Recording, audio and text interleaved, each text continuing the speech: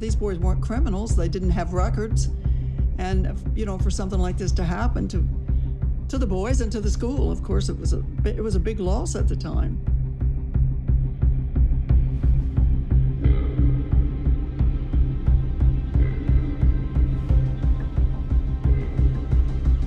We were in shock. I mean, we did not expect that from our son, ever. It's like we woke up in a nightmare.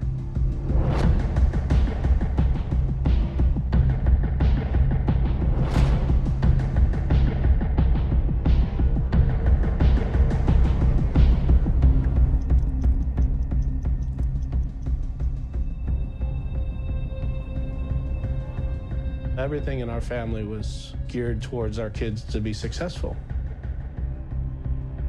It was just a moment in which we lost them.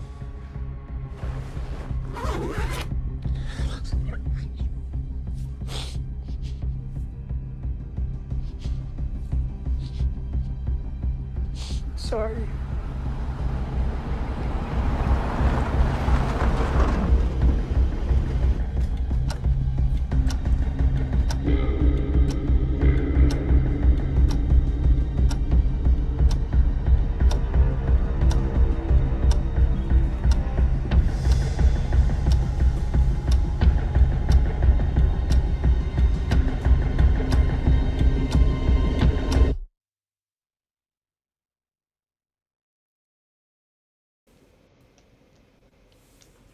Okay.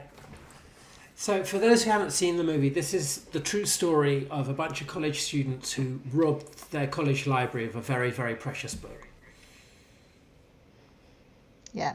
Attempt to, anyway. Yeah. Now that's a very fierce soundtrack. That's very, very, for want of a better word, quite macho. It's really coming at you, that score. Can you just talk to us what your thinking was with this? Yeah, I loved working on this film. I just loved the film, and I loved the actors in it and just everything about it. And so I was really, really excited. And Bart did want something quite macho for a lot of it. And also, there were lots of other genres in it to depict what the characters are going through and to capture their personalities. But this opening one, Bart wanted something that was very sort of driven and something that would get us through the first 2 minutes of this sort of, we don't quite know what's going on, introducing these characters. And he wanted something that was sort of deep and guttural.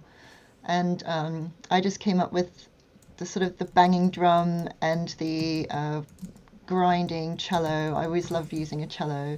And then for some of the otherworldly sounds, I did didgeridoo in there, which isn't American, but I thought the sound was just really awesome over some of these paintings that really come at you. And then, I slowly bring in the strings to start adding the tension as they're nearing their goal. And so the score has a lot of the sort of driven propulsion in it. And then I used a lot of synths in this as well, which was very different from The Imposter, which was just very orchestral. And this time I really wanted to incorporate synths and help give the orchestra a little bit of meat. And I also worked with the London Contemporary Orchestra, who were great at creating these unusual, more avant-garde grinding sounds that I really needed at the time. So that was really fun. Yeah, and then other parts of the score, there's some fun sort of plucky strings. There's an Ocean's 11 kind of heist scene as well, so I got a drummer and a double bass player in to do some kind of cool funky stuff in there. It was just a ride. It was really fun. It is a ride because The Imposter feels more sort of Hitchcockian, more sort of like, oh, is it true or is it not? Yeah. Whereas this is much more, like you say, sort of very dark Ocean's 11. Yeah, exactly. And Bart's an intense director to work with. You know, he's really passionate, and he wants to try everything. So I know that when I work with Bart, I'm strapping in for a ride. You know, it's like, right, we're going to go for it now, and and I'm not going to come out for air until it's finished and, you know, the last day of the dub. But what it's just so rewarding, and he's just so lovely to work with too. So Yeah. you know, he's intense and he's driven and he works you hard, but it's you know, it's rewarding and really enjoyable. Well, you guys clearly have a mojo, and this is something that we've covered a lot on other episodes. And actually, we had an episode with other musicians, a jukebox episode, where we were showing clips. And the thing that really came out of it is how important collaborations between directors and composers are. We were talking about, you know, Danny Elfman and Tim Burton and Hitchcock and Herman. And so much of great film and TV music comes out of these collaborations, out of two people who just are in sync. And it sounds like that's what you've discovered with Bart, and that's what Bart has discovered with you. Yeah, definitely from my end, that's right. I mean, I think he's incredibly talented. I think he has just a real individual vision for his filmmaking, and he knows what he wants and he goes for it. And you know, I know he's fought to get these films made in the way he wants to make them, and I really respect that. And then with music, you know, he knows what he wants, but he kind of doesn't too, and so it's great to collaborate with him and explore all the options and see what sticks. And I always feel like I'm in a really lovely group with the editor and Bart and me. You know, it just feels good. Now, we're going to move on to your TV career next, but first we have another great question, and that is, how does your approach to starting a new project change depending on the director you're working with? Yeah, I mean, that is a great question, because my approach is different with everybody, and it depends when you're brought on board. Some directors like to bring you on board very, very early on, like Bart. He always sends me the script and then, you know, wants me to start writing then. Other directors have brought me on board when they've locked picture already. And so then it's sort of a mad scramble, but at the same time, that's quite fun as well, and challenging. So it just depends. And then it depends on the personalities, depends if we worked together before, you know, if we're in sync musically as well. And, you know, and if the story speaks to me, if the script speaks to me and the cut speaks to me, then it makes it much easier. Great. Okay, on that note, we're going to now delve into your TV career, and we're going to show a clip from a show you did called Mrs. Wilson, which is played by the actress Ruth Wilson and is also based on the life story of her own mother. So a very, very personal piece of work and very moving. And it's all about her mother's husband turned out to be living a lie, and it turned out that he had 4 separate families on the go, unbeknownst to anyone, until after he died. It's extraordinary, and this is sort of the culmination of that tale. So let's play the clip, please. You must decide for yourselves who your father really was. But you should know that with God's help, I have forgiven him. I hope one day that you may be able to do the same. Therefore I, Alison Wilson, vow to live in chastity, in poverty and obedience.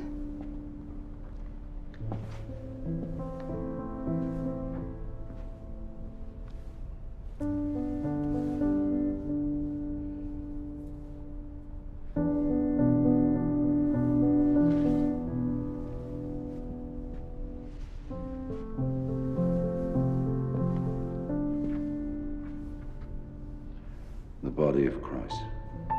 Amen.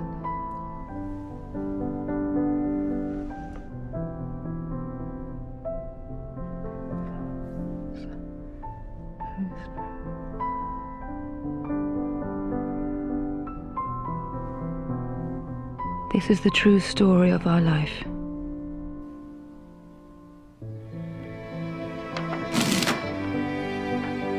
Never doubt that Dad loved you. As of course do I, my darling boys.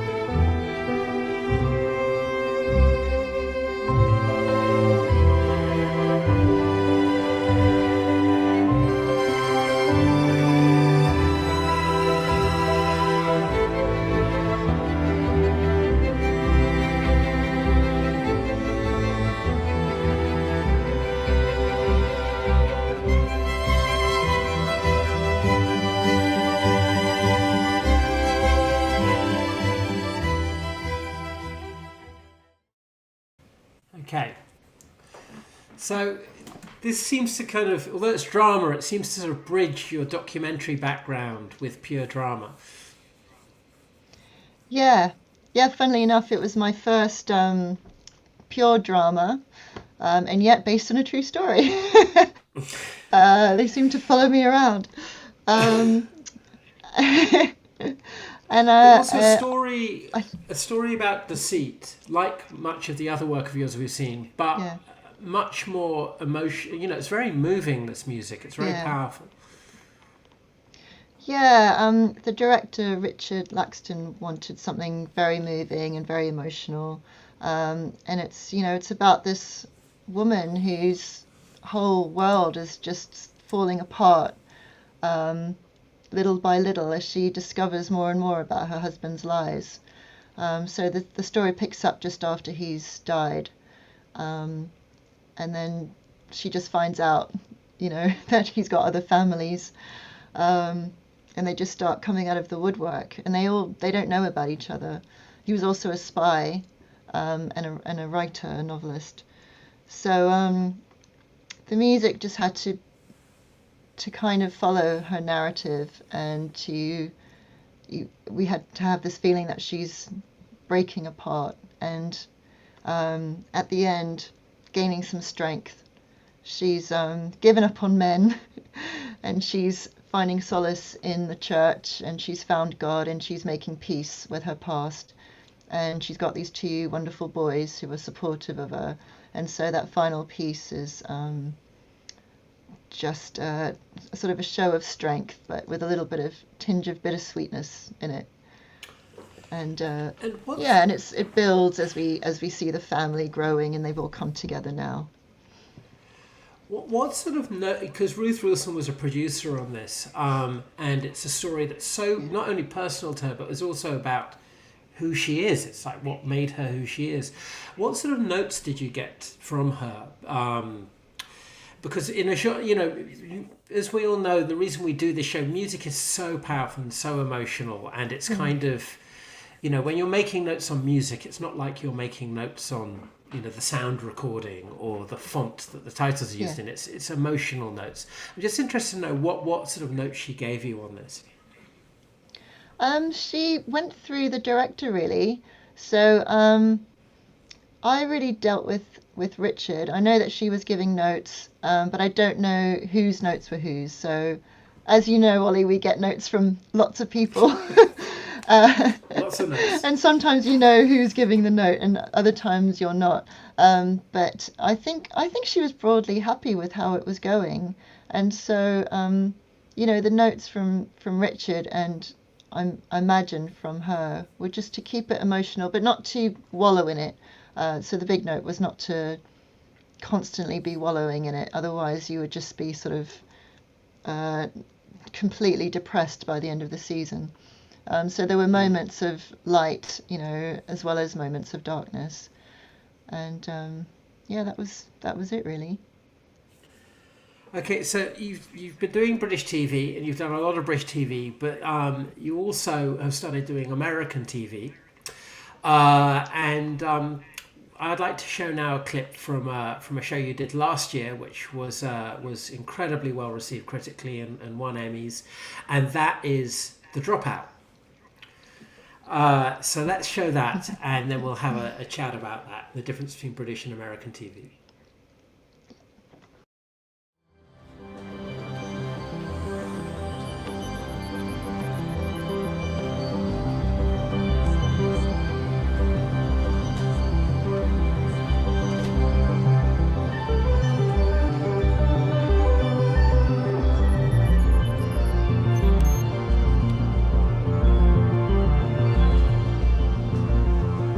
Over here. Where are we on the flow rate? What's up, dude? Hey, what's up? It's not the flow rate. I tried that. We think maybe changing the viscosity a little bit might. You sped up the flow rate, but in order to maintain the average linear velocity, you need to also increase the dimension of the 5 outlet channels. That's not true. I personally. Yes,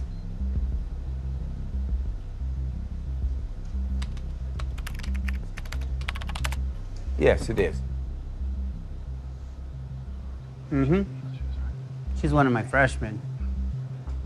Fuck, you're a freshman. You're in. You get her a lab coat? Nice.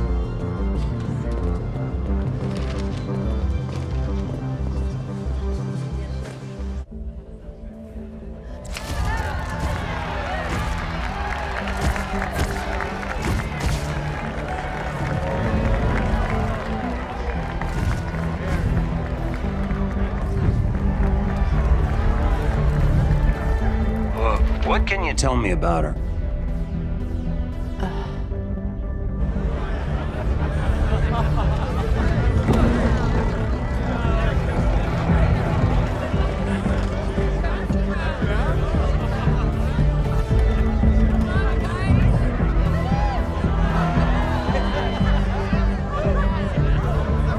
There's only one thing you need to know about Elizabeth Holmes.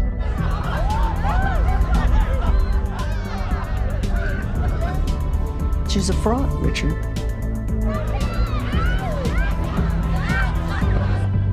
She's always been a fraud.